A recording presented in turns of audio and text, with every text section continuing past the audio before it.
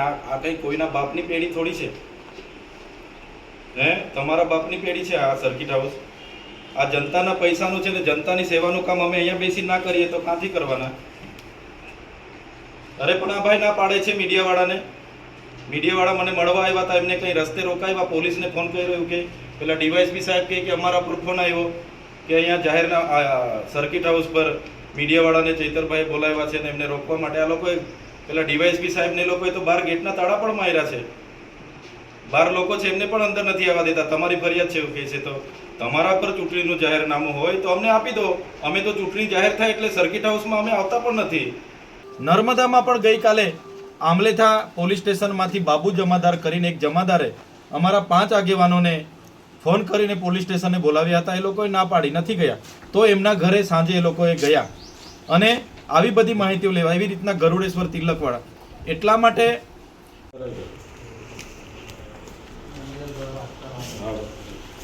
ચૂંટણીનું જાહેરનામું તારે પડ્યું, અમને નહીં ખબર. તમારા પર ચૂંટણીનું જાહેરનામું હોય તો આપી દો.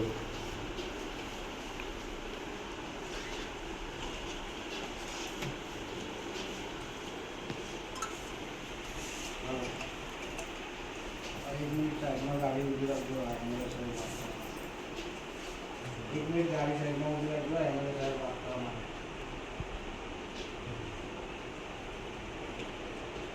અહીંયા તો બોલાવી લો. કોણ છે? કોણ છે? श्याम भाई घाटी श्याम घाटी મેનેજર છે? મેનેજર. હા શ્યામભાઈ. હા નમસ્કાર નમસ્કાર. હવે આ તમારા જે સુપરવાઇઝર કે કોણ છે એવું કહે છે કે જાહેરનામું આવી ગયું છે, તો તમારા પર જાહેરનામાની કોપી હોય તો મને જરા આપી દો ને.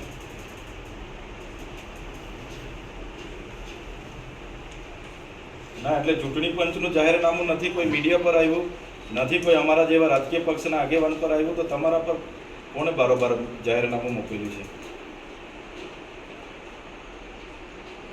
તો નથી આવ્યું તો આ ભાઈ શું કરવા કહે છે કે ઉપરથી જાહેરનામું છે ને અહીંયા તમારે રાજકીય પક્ષના ધારાસભ્ય ચૂંટણી કે આપણે રાજકીય પક્ષના કોઈ આગેવાને કોઈ કાર્યવાહી કરે. હવે જાહેરનામું તો નથી આવ્યું. જાહેરનામું રહી વાત સાઈડની, અમે તો ધારાસભ્ય છે ને આ કંઈ કોઈના બાપની પેઢી થોડી છે હે? તમારા બાપની પેઢી છે આ સર્કિટ હાઉસ. આ જનતાના પૈસાનું છે ને જનતાની સેવાનું કામ અમે અહીંયા બેસી ના કરીએ તો ક્યાંથી કરવાના? અરે પણ આ ભાઈ ના પાડે છે મીડિયાવાળાને. મીડિયાવાળા મને મળવા આવ્યા હતા, એમને કંઈ રસ્તે રોકાવ્યા, પોલીસને ફોન કર્યો એવું કે પેલા ડીવાયએસપી સાહેબ કે અમારા પર ફોન આવ્યો કે અહીંયા જાહેરના સર્કિટ હાઉસ પર મીડિયાવાળાને ચૈતરભાઈ બોલાવ્યા છે ને એમને રોકવા માટે. આ લોકોએ પેલા ડીવાયએસપી સાહેબને એ લોકોએ તો બહાર ગેટના તાળા પણ માર્યા છે. 12 લોકો છે એમને પણ અંદર નથી આવવા દેતા. તમારી ફરિયાદ છે એવું કહે છે. તો તમારા પર ચૂંટણીનું જાહેરનામું હોય તો અમને આપી દો. અમે તો ચૂંટણી જાહેર થાય એટલે સર્કિટ હાઉસમાં અમે આવતા પણ નથી. હા તો પછી આ તમારો માણસ કહે છે ને એવું કંઈ નથી તો. હા તો પછી જાહેરનામું થાય પછી અમે ક્યાં આવીએ છીએ? કોઈ દિવસે મને જોઈ લો અહીંયા જાહેરનામું પડીએ પછી. અરે પણ આ ભાઈ કહે છે લીલા ટી શર્ટ વાળું, શું નામ છે ભાઈ? હા રોહિતભાઈ કરીને છે, એ કહે છે તમારું નામ લઈને. અને આ પોલીસમાંથી ડીવાયએસપી સાહેબ ને એમના પીઆઈઓ ને બધા આવ્યા. એમણે કીધું કે અહીંથી મેનેજરનો ફોન હતો અને અમને મોકલેલા છે, કોઈ ડીનો ફોન હતો ને એવું કે જાહેરનામું છે એવી રીતે મીડિયાવાળાને બહાર કાઢતા હતા. તો મીડિયાવાળા અમને મળવા આવે, અમે ધારાસભ્ય બેઠા હોય, લોકો મળવા આવે એટલે અમારે નહીં મળવાને. તો પછી આ ભાઈ તમારા કહે છે ને આ ગેટ વાળું તમે પોલીસને બંધ કરાવ્યું છે કે પોલીસે એમની રીતે બંધ કર્યું છે?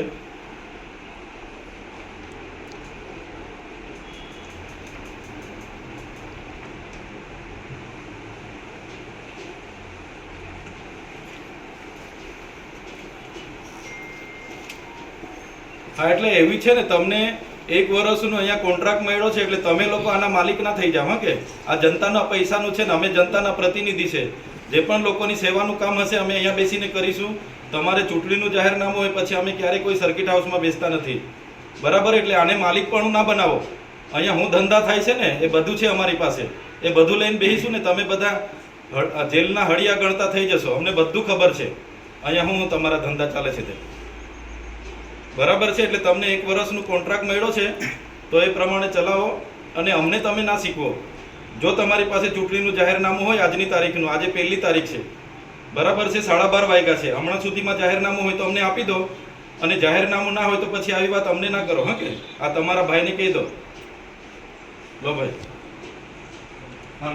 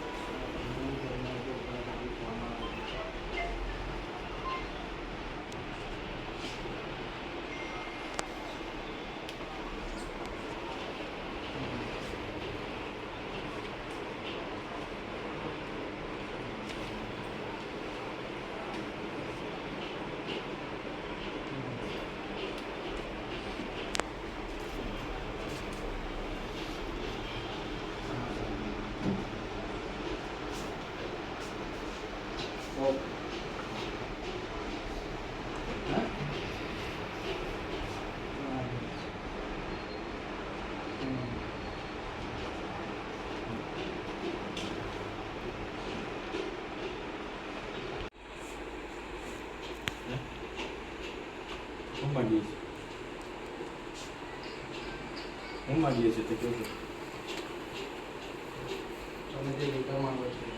લેટરની વાત નથી કરતો, લેટર આરામથી આપજે, પણ આ ખોલ દે. આ મીડિયાવાળા મારે રજા આપવાની છે.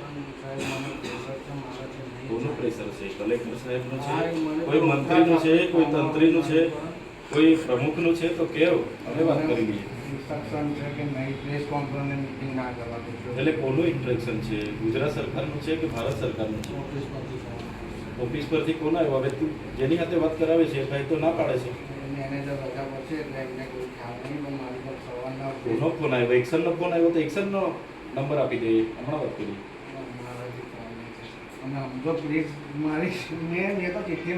ભાઈ તારી સાથે મારે કોઈ લેવા દેવા નથી.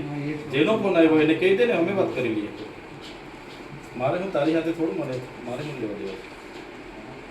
હા, કોનો ફોન આવ્યો તે કહી દે, હમણાં વાત કરી લઈએ. એવું કરવા બધા પોલીસ વાળાને બધાને હેરાન કરે છે. હા, જેનો આવ્યો હોય તેને ભાઈ આપને હમણાં 2 મિનિટ શું વાત કરવાની.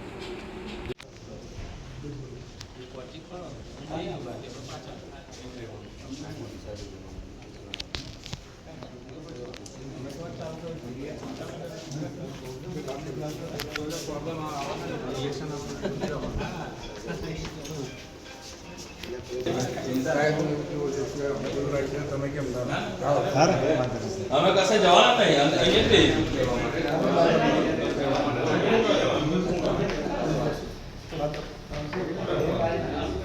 પ્રોસેસ કરી લે.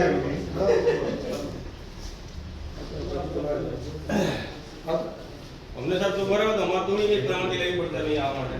અમારે કંઈ બેઠક કરવા નથી. કશું નથી. અમે તો આજે ઇવેન્ટ તમારી જે ક્રોસ કરવા માટે આવ્યા બોલાય એટલે આયા છે. હા. અમને તમારી પ્રોસિજર હોય તે ખબર નહીં ને. લાવો લાવો, આ બાજુ લાવો. રાકેશભાઈ લાવો, નંબર લાવો.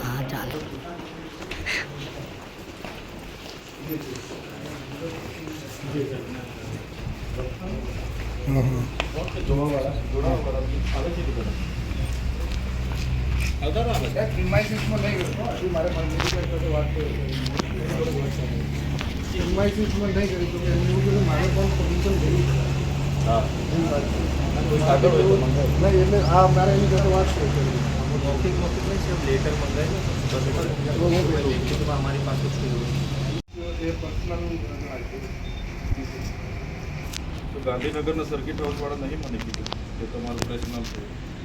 સાહેબ શ્રી પરમ દિવસે કોંગ્રેસની એવી મિટિંગ હતી એ લોકોએ ભાઈ એમને રિક્વેસ્ટ કરપરસ કરી દીધી. મારો પ્રશ્ન મારી પાસે રજૂઆત આવી. એવડે પણ સાહેબ પરમ દિવસે તમે આપણા જિલ્લાના અહીંયા ગાડી મને ત્યાં કોઈ તમે બબાલ કરી હશે ફરિયાદ નહીં આવે હું થોડી હવે તમને એમ ક્યાં આપો તો મારું કામ નહીં.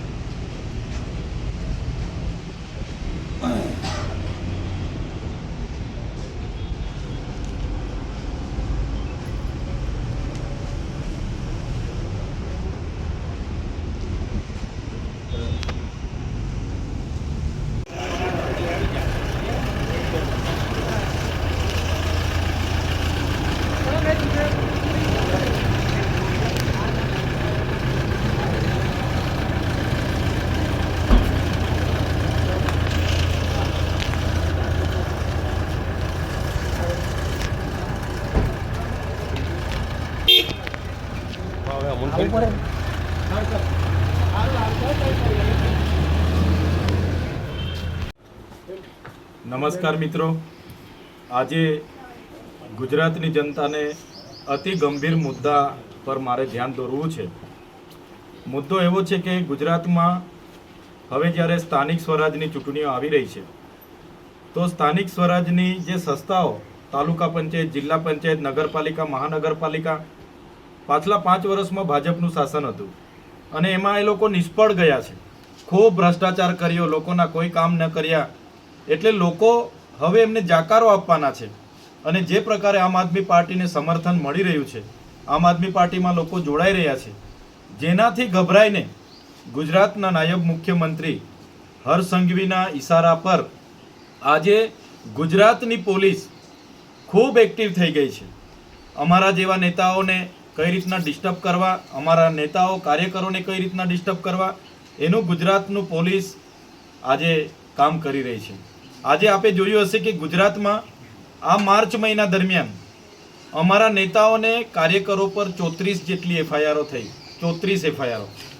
અને એ 34 એફઆઈઆરોમાં 150 જેટલા અમારા ગુજરાતના નેતાઓને, કાર્યકરોને એ લોકોએ કોઈ પણ વાક ગુના વગર એરેસ્ટ કર્યા, એમને પોલીસ સ્ટેશને લઈ જવામાં આવ્યા, એમને ડરાવવામાં આવ્યા, ધમકાવવામાં આવ્યા કે ભાઈ તમે આમ આદમી પાર્ટી છોડી અને તમે કામ કરો. આમ આદમી પાર્ટીમાં કેમ કામ કરો છો? એમના મોબાઈલ જપ્ત કરવામાં આવ્યા, લેપટોપ જપ્ત કરવામાં આવ્યા, એમના પરિવારને ડિસ્ટર્બ કરવામાં આવ્યા, એમની ગાડી કઈ છે, બધી જ પ્રકારની તજવીજ ગુજરાતના Sabarkantha SP, Junagadh SP, Jamnagar SP, Bhavnagar SP, કચ્છના એસપી બધા જ લોકોએ કર્યું છે. નર્મદામાં પણ ગઈકાલે આમલેથા પોલીસ સ્ટેશનમાંથી બાબુ જમાદાર કરીને એક જમાદારે અમારા 5 આગેવાનોને ફોન કરીને પોલીસ સ્ટેશને બોલાવ્યા હતા. એ લોકોએ ના પાડી, નથી ગયા. તો એમના ઘરે સાંજે એ લોકોએ ગયા અને આવી બધી માહિતીઓ લેવા, એવી રીતના ગરુડેશ્વર તિલકવાળા. એટલા માટે અમે લોકોને કહેવા માંગીએ છીએ કે આ શું છે, આટલો બધો ડર? આ એક લોકશાહી છે અને લોકશાહીમાં બધા જ પક્ષના લોકોને ચૂંટણી લડવાનો અધિકાર છે. જે પણ ઉમેદવારો તરીકે દાવેદારી કરી છે એમનું સર્વે થાય છે, એમના ઘરેથી એમને દબાણ કરીને બોલાવવામાં. એટલે આપના માધ્યમથી અમે એવા ભાજપના નેતાઓને અને પોલીસ અધિકારીઓને પણ કહેવા માંગીએ છીએ કે આમ આદમી પાર્ટી એ આંદોલનકારી લોકોથી બનેલી પાર્ટી છે. અમે ગુજરાતની જનતાના ન્યાય માટે લડીએ છીએ. અમે ક્યારે આવી ખોટી એફઆઈઆરો, ખોટા કેસો કે ખોટી જેલોથી અમે ડરવાના નથી. અમે એનાથી પણ વધારે તાકાત સાથે ગુજરાતની જનતાને ન્યાય મળે એના પ્રયાસો અમે કરીશું. જે પ્રકારે આમ આદમી પાર્ટીનો વ્યાપ ધીરે ધીરે વધી રહ્યો છે, એટલે ભાજપના નેતાઓના ઈશારે જે પોલીસ કામ કરી રહી છે, ત્યારે પોલીસને પણ અમે કહેવા માંગીએ છીએ, સરકારો આવશે, જશે, બદલાશે. તમે સંવિધાનના શપથ લઈને આઈપીએસ એસપી તરીકેનો ચાર્જ તમે સ્વીકાર્યો છે, ત્યારે જનતાની સુરક્ષા, સલામતી અને શાંતિ એ તમારો કર્તવ્ય છે. અમે બધા અધિકારીઓ પર આક્ષેપ નથી કરતા, પણ જે પણ અધિકારીઓ ભાજપના એજન્ટ બનીને કામ કરે છે એમને પણ અમે કહેવા માંગીએ છીએ કે જો તમને અમારા કાર્યકરોને આ પ્રકારની એફઆઈઆરો કે જેલોનો ડર બતાવતા હોય તો તમારી જેલો મોટી કરી દેજો. અમે જેલો ભરો આંદોલન કરવા માટે પણ તૈયાર છે. ગુજરાતની જનતાને જ્યાં પણ અન્યાય થશે ત્યાં આમ આદમી પાર્ટીના કાર્યકરો, નેતાઓ લડશે ને લડશે. અમે તમારી જેલોથી નથી ડરવાના. અને આવનારા દિવસોમાં જ્યાં પણ અમારા કાર્યકરોને આ પ્રકારે ખોટી રીતે હેરાનગતિ કરીને પકડવામાં આવશે, એફઆઈઆર કરાવવામાં આવશે, એમને આમ આદમી પાર્ટી છોડાવી દેવા માટેની તજવીજ કરવામાં આવશે, ફોર્મ નહીં ભરવા માટેની, ઉમેદવારી નહીં કરવા માટેની જે ધમકીઓ આપવામાં આવે છે, એનાથી આમ આદમી પાર્ટીનો કાર્યકર ક્યારે ડરવાનો નથી. અને અમે એનાથી પણ વધારે તાકાતથી આવનારા દિવસોમાં ગુજરાતની જનતા માટે લડીશું. આમ આદમી પાર્ટી ગુજરાતની સ્થાનિક સ્વરાજની ચૂંટણીમાં 12,000 ઉમેદવારો ઊભી રાખવાની છે અને મજબૂતાઈથી લડવાની છે. અને અમને પૂરેપૂરો ગુજરાતની જનતા પર ભરોસો છે. જે પ્રકારે અમને સમર્થન મળે છે, અમારો વ્યાપ વધે છે, ચોક્કસ આવનારા દિવસોમાં આમ આદમી પાર્ટી ગુજરાતની ઘણી એવી જિલ્લા પંચાયતો, તાલુકા પંચાયતોમાં સંપૂર્ણ બહુમતીથી પોતાના પ્રમુખો પણ બેસાડશે. ધન્યવાદ. ચેતરભાઈ, કેટલા જે કેસ થયા છે એ કયા કયા વિસ્તારના કયા જિલ્લાના જે છે એમની પર કેસ કરવામાં આવ્યા છે? આપ જોઈ શકો છો, દાહોદ એસપી દ્વારા, વડોદરા એસપી દ્વારા, કચ્છ એસપી દ્વારા, છોટાઉદેપુર એસપી દ્વારા, આ તમામ એસપીઓ દ્વારા આ માર્ચમાં 34 એફઆઈઆરો અમારા આગેવાનો પર અને કાર્યકરો પર જે ઉમેદવારી નોંધાવી છે એવા લોકો પર કરવામાં આવી છે. બધાના નામજોગ મારી પાસે માહિતી છે અને બધાનો મેં અભ્યાસ કર્યો. બધા પર મેં પૂછ્યું, એફઆઈઆરની નકલો લીધી, બધાનો અભ્યાસ કર્યો. કોઈ વાક ગુનો નથી. બસ પોલીસ સ્ટેશને એમને બોલાવે છે, ક્યાંક તો કોઈ જગ્યાએ જતા હોય તો રસ્તે બુટલેગરો એમને અટકાવે છે અને કેમ અમારા વિરોધમાં બોલતો હતો એમ કરીને એમને ડિસ્ટર્બ કરે છે. અને અમારા લોકો જ્યારે ફરિયાદ નોંધાવવા જાય, ઉલટાનું એમના પર ફરિયાદ પોલીસ નોંધે છે. અને આખા ગુજરાતમાં નોંધ કરજો, આખા ગુજરાતમાં સેમ પેટર્નથી આ જેટલી એફઆઈઆરો થયેલી છે સેમ પેટર્નથી થયેલી છે, અલગ અલગ નથી. એટલે હાઈ લેવલની બેઠક ગુજરાતની મળી હશે અને એમાં ડીજી, આઈજી, એસપી લોકો જેવા અધિકારીઓને ત્યાંથી સૂચનાઓ મળી હશે. એટલા માટે જ આ 34 એફઆઈઆરો મેં વાંચી. સેમ પેટર્નથી એફઆઈઆરો થઈ છે, સેમ પેટર્નથી તપાસ થઈ છે અને સેમ પેટર્નથી કલમો લાગેલી છે. કયા ગુના નોંધવામાં આવ્યા છે આપે જો એમની પર મોટા ભાગે જે કયા આરોપ છે, જે એફઆઈઆર થઈ છે એમાં આરોપ? એમના પર ખોટી માહિતી લોકો વચ્ચે પૂરા પાડવાના, લોકોમાં ખોટો પ્રચાર કરવાના, આમ આદમી પાર્ટીના કાર્યકર તરીકે, અને જે હમણાં બુટલેગરો દ્વારા સુરેન્દ્રનગર અને જૂનાગઢમાં 2 જણને અટકાવવામાં આવ્યા. એ લોકો એક્ટિવા પર જતા હતા, 4 વ્હીલ સામેથી આવી, બુટલેગરો અટકાવ્યા અને એમને માર્યા. એમના સ્વબચાવમાં એમણે પોતાના સ્વબચાવનો પ્રયાસ કર્યો અને પોલીસ સ્ટેશને જઈને પોતાની ફરિયાદ નોંધાવવા ગયા. 2 કલાક બેસાડીને ઉલટાનું બુટલેગરની ફરિયાદ લઈને એમના પર 307 લગાડી છે. એના સિવાયની બધી ફરિયાદો છેડતીની, એટ્રોસિટીની અને દુષ્પ્રચાર કરવાની, સરકારી કામમાં રૂકાવટની એવી કલમોથી એફઆઈઆરો થયેલી છે. બધી સેમ પેટર્ન. જાય એટલે મોબાઈલ જપ્ત કરે છે, લેપટોપ માગે છે, એમનું દફતર લઈ લે છે, એમના ઘરે જાય છે અને એમની પાસે કેટલી ગાડીઓ છે, એ પોતે શું કરે છે, એમના ઘરે શું કરે છે, બધી માહિતી લઈને આ એફઆઈઆરોમાં બધી માહિતી, જે મેન માહિતી હતી એ મેં આખું છૂટું પાડ્યું છે. તો 34 જેટલી એફઆઈઆરો આ માર્ચ મહિનામાં જ આમ આદમી પાર્ટીના કાર્યકરો અને નેતા પર થયેલી છે. આ બધા ઉમેદવાર જ છે? આ અમારા નગરપાલિકા, મહાનગરપાલિકા, જિલ્લા પંચાયતના અને તાલુકા પંચાયતના ઉમેદવારો આમાં મોટે ભાગેના ઉમેદવારો છે. 2026ના બપોરના 12 વાગે રાજપીપળા સર્કિટ હાઉસ પર મીડિયાના મિત્રો સાથે અમારી પ્રેસ વાર્તા હતી, પણ માર્ગ અને મકાન વિભાગના જે સતીશ મોદી કરીને એક્શન છે એમની સૂચનાથી અમને ત્યાં પ્રેસ વાર્તા કરવા માટેની ના પાડવામાં આવી છે. અમે એમને પૂછ્યું કે કયા કારણોસર ના પાડો છો. એમણે કીધું કે ધારાસભ્ય તરીકે સરકારી કામ હશે એનો વાંધો નથી, પણ આવી રીતના તમે અંગત પ્રેસ વાર્તા નહીં કરી શકો. ત્યારે સવાલ એ થાય છે, આજે દેશના જે પણ ધારાસભ્ય હોય, સાંસદ હોય, મંત્રી હોય, તંત્રી હોય, મુખ્યમંત્રી હોય કે વડાપ્રધાન હોય, જે પણ સરકારી મિલકત હોય, રાજભવન હોય, સર્કિટ હાઉસ હોય કે વિશ્રામ ગૃહ હોય કે પોતાના બંગલા હોય, બધા સરકારી છે. કલેક્ટર કચેરી, એસપી કચેરી કે જિલ્લા વિકાસ અધિકારી, એ કોઈ પોતાના પેઢીનું નથી. તો ત્યાંથી કેમ પ્રેસ વાર્તા કરે છે? અને જે એસકે મોદી એ ના પાડી, એના આગળના ભૂતકાળમાં આપણે જઈએ તો એસકે મોદીએ આદિવાસી બજેટમાંથી નરેન્દ્રભાઈ મોદીજીના કાર્યક્રમમાં 54 કરોડ રૂપિયાનો ખર્ચો કર્યો હતો. અને એ ખર્ચો જ્યારે મેં ઉઠાવ્યો ત્યારથી આ ભાઈ રજા પર ઉતરી ગયા હતા, જિલ્લા સંકલનની સળંગ મિટિંગોમાં ગેરહાજર રહ્યા અને એ બિલો એમના મળતિયાઓને આપી દીધા છે. અને ખાતું નિયમોની વિરુદ્ધમાં જઈને સેપરેટ ખાતું એમણે ખોલાવ્યું છે. આપના માધ્યમથી મારી વિનંતી છે કે કયા ખાતા અંતર્ગત એ બજેટ વાપરવામાં આવ્યું, સેપરેટ ખાતું. એમાં ન કોઈ ઓડિટર, ન કોઈ હિસાબી, નહીં આંકડા અધિકારી, ડાયરેક્ટ સેપરેટ ખાતું ખોલાવીને નરેન્દ્રભાઈ મોદીજીના પ્રોગ્રામના બધા જ પૈસાઓ એમના એજન્સીઓને ચૂકવેલા છે. એવી અંદરની અમે માહિતી મેળવી છે, ત્યારે આવનારા દિવસોમાં એ સતીશ મોદી જેવા આદિવાસી બજેટ વાપરનારા અધિકારીઓને પણ અમે કોર્ટમાં લઈ જઈશું. અને આજે જે સર્કિટ હાઉસની વાત છે એની આવનારી સંકલનની સમિતિમાં અમે એનો જવાબ એમના પર માંગીશું. આજે શું કહેવામાં આવ્યું તો તમારે ત્યાંથી? ચૂંટણીનું જાહેરનામું છે. આજે 1 એપ્રિલ 12 વાગે આપણી પ્રેસ વાર્તા હતી ને અત્યાર સુધી ચૂંટણીનું કોઈ જાહેરનામું થયું નથી. છતાં અમે એ પોલીસ ડીવાયએસપી પીઆઈઓ એલસીબી એસઓજી આવ્યા હતા, એટલે અમે કોઈ પણ ઘર્ષણમાં, કેમ કે આ લોકો અમારી સાથે ઘર્ષણ ઊભું કરવાના પ્રયાસો કરે છે. આવનારી ચૂંટણીમાં મારી શરતો ભંગ થાય, હાલમાં હું ડેડિયાપાડામાં પ્રવેશબંધી છે મને, એની શરતો છે ભંગ થાય એના પ્રયાસો કરે છે, એટલે અમે અમારી પોતાની માલિકીની જગ્યામાં પ્રેસ વાર્તા ખસેડી છે.